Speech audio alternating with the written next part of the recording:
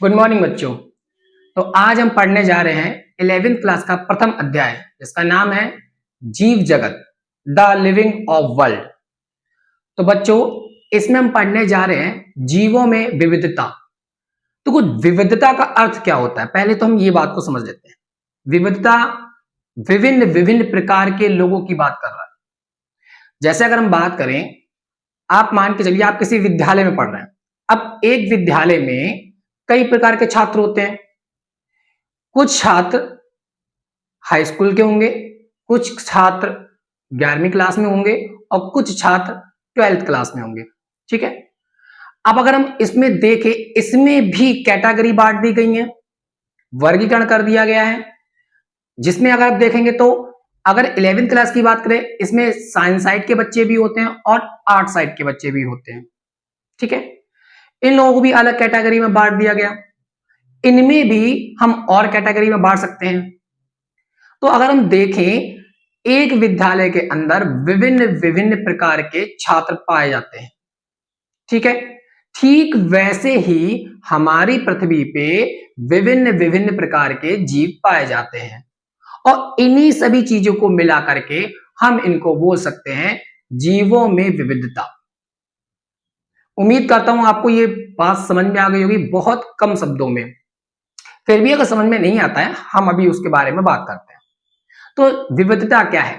देखिए, अगर हम अपनी पृथ्वी पे देखें, पृथ्वी पे अगर हम ये बात करें कि किस प्रकार के जीव हैं, अगर देखा तो हमारी पृथ्वी पे ऐसे कई जीव हैं, छोटे बड़े, पेड़ पौधे, पक्षी, है ना, जीव जंतु बहुत हैं, अलग अलग प्रकार के जीव जंतु हैं। अगर शुरुआत अपने घर से ही कर दें, आपने कभी देखा होगा कि आपके घर के आसपास गमले वगैरह लगे होते हैं, गमले हैं और पार्क है, तो वहां पे कुछ छोटे पौधे, कुछ बड़े पौधे, उन पेड़ पौधों के ऊपर बैठे हुए कुछ छोटे छोटे जीव, जैसे छिपकली भी हो सकती है आपकी, और मधुमक्खी, मक्खियां, तो ऐसे कुछ छोटे छोटे कीट पतंग भी आपने देखे होंगे। ठीक है। अब अगर हम अपने अवलोकन को बढ़ा दें या अगर हम अपनी जांच को बढ़ा दें, देखा जाए कि जांच अगर हम करें, लंबे दूरी पे जाकर हम देखें कि जीव कितने और हो सकते हैं दुनिया में, तो कुछ ज्यादा दूर नहीं, हम थोड़े से दूर की बात कर लेते हैं। अगर आपने कभी अपने आसपास के पेड़ पौधों को देखा हुआ, उन्हीं पेड़ पौधों में कुछ बड़े पौधे भी होंगे, कुछ छोटे पौधे भी होंगे और कुछ घास वगैरह भी आपने देखी हो। तो आपने ये चीजें बखूबी खुद से नोटिस की होंगी कि हमारी पृथ्वी पे कितने प्रकार के जीव हैं। तो कुछ जीव क्या है? जीव मतलब ऐसे जीव जिनके अंदर जीवन हो, जो जिंदा हो, लिविंग हो। समझ में आ रही है? तो इसी बात पे हम बात कर रहे हैं। तो विविधता के आंकड़े को अगर हम देखा जाए, अगर हम घर से बाहर निकल के देखें, तो तमाम प्रकार के आपको पेड़ पौधे देखने को मिलेंगे। अब अगर हम बात करें बच्चों कि ये कितने हो सकते हैं, संख्या क्या हो सकती है इनकी, तो अगर हम एक छोटी सी बात करें, इनकी संख्या की अगर गणना करें, तो लगभग 1.7 से 1.8 मिलियन जीवों की खोज की जा चुकी है वैज्ञानिकों के जरिए। लेकिन अभी भी इसमें बहुत से जीव खोजे जाना बाकी है। तो विविधता की अगर हम बात करें बच्चों, विविधता में देखें कि आपने कुछ ऐसे भी जंगल देखे होंगे जहां पे बारिश बहुत होती है।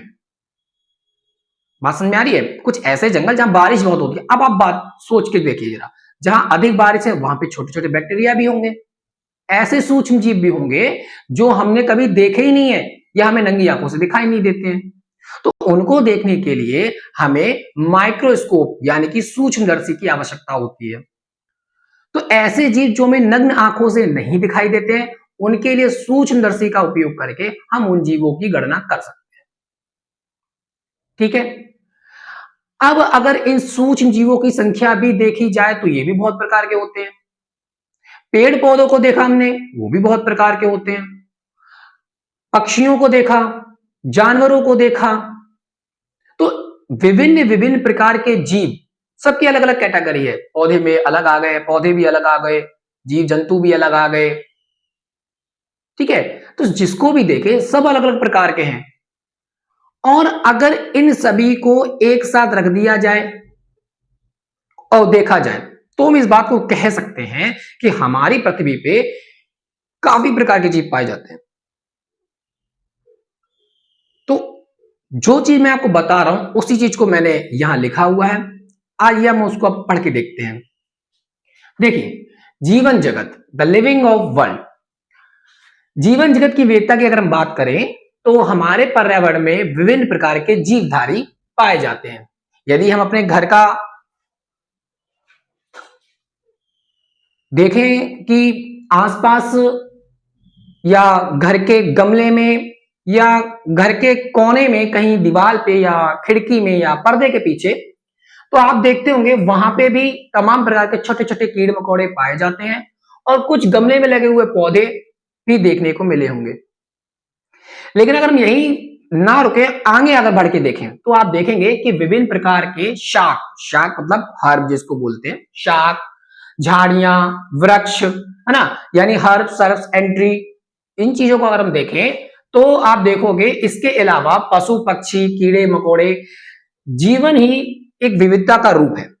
मतलब अगर इन सभी चीजों को देखें, ये सब के सब मिला करके जीव जो आपके जो आपका जीवन जगत है, उस विविधता जो है उसका एक रूप है। रूप मतलब इसलिए बोल दिया गया है क्योंकि ये सब मिलकर ही विविधता दिखाते हैं। विविधता का मतलब ही होता है अलग अलग प्रकार से, ठीक है।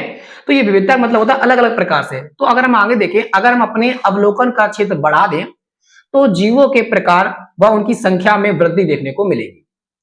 कॉमन सी बात है। अगर हम घर को छोड़ के बाहर अगर देखेंगे, अच्छा अगर एक बात सोचो, आप अपने परिवार में कुल कितने सदस्य, 5 या 4? लेकिन आपको अगर यही सोचो कि मेरी दुनिया इतनी ही है, केवल दुनिया में केवल 4 लोग हैं, ऐसा तो नहीं है। बाहर निकल के देखते तो आपके विद्यालय में काफी लोग हैं। अगर आप यही सोचे कि आपके विद्यालय में इतने लोग हैं, अब दुनिया में और लोग हैं ही नहीं, तो ऐसा तो हो नहीं सकता। जब अगर आप विद्यालय से बाहर निकल के देखोगे तो और ज्यादा संख्या देखने को मिलेगी। ठीक वैसे ही, ये तो एक उदाहरण मैंने दिया, ठीक वैसे ही हमारी पृथ्वी पे भी विभिन्न प्रकार के जीवधारी हैं और इन्हीं सभी को मिलाकर के हम विविधता बता सकते हैं, ठीक है। अब आगे देखें, किसी विशाल सघन उष्णकटिबंधीय यानी ट्रॉपिकल रेन फॉरेस्ट यानी जंगल को अगर हम देखें जहां पे वर्षा अधिक होती है, वहां पे भी सूक्ष्म जीव पाए जाते हैं जिन्हें हम नंगी आंखों से नहीं देख सकते। ये बात मैं आपको पहले ही बता चुका हूं। अगर हम देखें कि प्रत्येक विभिन्न प्रकार का जंतु, मतलब अलग अलग प्रकार के जितने भी जंतु हैं, विभिन्न प्रकार के जंतु, चाहे वो पौधा हो, सूक्ष्म जीव हो, है ना, ये सभी जंतु एक प्रजाति यानी स्पीसीज, प्रजाति का जो इंग्लिश शब्द है उसको स्पीसीज बोलते हैं। तो स्पीसीज प्रतिनिधित्व कराता है या करता है, प्रतिनिधित्व करता है। प्रतिनिधित्व मतलब बताता है कि एक जो स्पीसीज, जो प्रजाति है, वो छोटी सी इकाई है, ठीक है। पृथ्वी पर जीवों का विभिन्न प्रकार का रूप ही जीवन जगत की विविधता का निर्माण करता है, ठीक है। यानी पृथ्वी पर पाए जाने वाले विभिन्न प्रकार के अलग अलग जीव ही जीवों की विविधता का निर्माण करता है, ठीक है। तो ये एक छोटी सी बात थी जो आप लोग नहीं समझ पा रहे थे। विविधता का अर्थ अगर आप निकाल लें तो मुझे नहीं लगता आपको ये बात समझ में नहीं आएगी, बहुत आसान है, ठीक है। तो ये बात समझ में आपको आ गई होगी विविधता क्या है। विविधता मतलब ये होता है कि अलग अलग प्रकार के लोग, है ना। अगर हम जीव की बात कर रहे हैं तो विभिन्न प्रकार के जीव, चाहे वो पौधे हों, चाहे वो जानवर हो, ठीक है। तो सभी जीव, इनकी विविधता, इनको एक साथ रख करके अगर देखेंगे तब हम बता सकते हैं कि हमारी पृथ्वी बहुत बड़ी है, ठीक है। तो ये बात आपको समझ में आ गई होगी। चलिए अब आगे देखते हैं। तो ठीक है, तो जैव विविधता की अगर हम एक डेफिनेशन की बात करें तो इस तरीके से हम कह सकते हैं कि पृथ्वी पर पाए जाने वाले सभी जीव प्रजातियों, उनके आनुवांशिक पदार्थ की भिन्नताओं तथा जिन स्थान पर प्रजातियां पाई जाती हैं उन पारितंत्रों यानी इकोसिस्टम की कुल संख्या व आपेक्षिक बहुलता को जीव विविधता या जैव विविधता कहते हैं, जिसको बायोडाइवर्सिटी भी कहते हैं, ठीक है। तो इस तरीके से हम समझ सकते हैं कि जैव विविधता कितनी बड़ी है, ठीक है। जैव विविधता क्या है, हम इस बात को समझ सकते हैं बखूबी। लेकिन अगर आगे इसके देखें तो पृथ्वी पर अभी तक लगभग 1.7 से 1.8 मिलियन जीवों की खोज की जा चुकी है या उनके बारे में जानकारी हासिल की जा चुकी है। जीवों की पहचान के साथ साथ अगर हम देखें तो कुछ वैज्ञानिक का अभी भी मानना है ऐसा कि पृथ्वी बहुत बड़ी है और पृथ्वी पे अभी भी लाखों करोड़ों प्रकार के जीवों की खोज होना बाकी है, और जिसपे अभी भी तमाम वैज्ञानिक लगे हुए हैं खोज करने में, पता करने में जीवों के बारे में। ठीक है, इसी के बारे में अगर आगे बात करें तब भी कुछ ऐसी प्रजातियां हैं जिनकी खोज कर भी ली गई है तो कोई फायदा नहीं है, क्योंकि हम मनुष्य बहुत स्वार्थी हैं। ये बात सच है, हम बहुत स्वार्थी हैं। हम अपने स्वार्थ के खातिर दूसरे जीव जंतुओं को क्षति पहुंचाते हैं।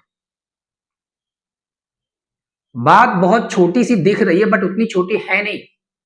आज जो हमारा इकोसिस्टम खराब हुआ है उसके दोषी हम खुद हैं, और जब तक हम ये एक्सेप्ट नहीं करेंगे तब तक इकोसिस्टम में सुधार नहीं आएगा।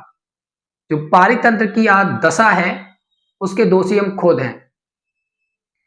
मनुष्य के द्वारा अपने फायदे के लिए तमाम पेड़ पौधे काटे गए। इतने पेड़ पौधे काटे गए कि इकोसिस्टम की दशा बिल्कुल बिगड़ चुकी है। तमाम जीव मार दिए गए या जंगल काट दिए गए। इतने जंगल काटे गए हैं जिसकी वजह से जीवों को जगह नहीं मिल रही है रहने की। आप खुद सोचिए ना, हम कितने स्वार्थी हैं। आप किसी का घर उजाड़ रहे हैं तो क्या आपको लगता है कि आपका घर सुरक्षित रहेगा? बिल्कुल नहीं। तो अगर आप अपना अस्तित्व बचाना चाहते हो तो आपको दूसरे की भी फिक्र करनी होगी, सभी जीव जंतुओं की रक्षा करनी होगी। हमें यह बात समझनी चाहिए कि इस दुनिया में सिर्फ हम नहीं हैं, और भी लोग हैं जिनके बारे में हमें सोचना चाहिए। मनुष्य एक ऐसा जीव है जिसमें अत्यधिक मात्रा में बुद्धि दी गई है, और उसके बावजूद भी वो बेजुबान लोगों के साथ अत्याचार करता है।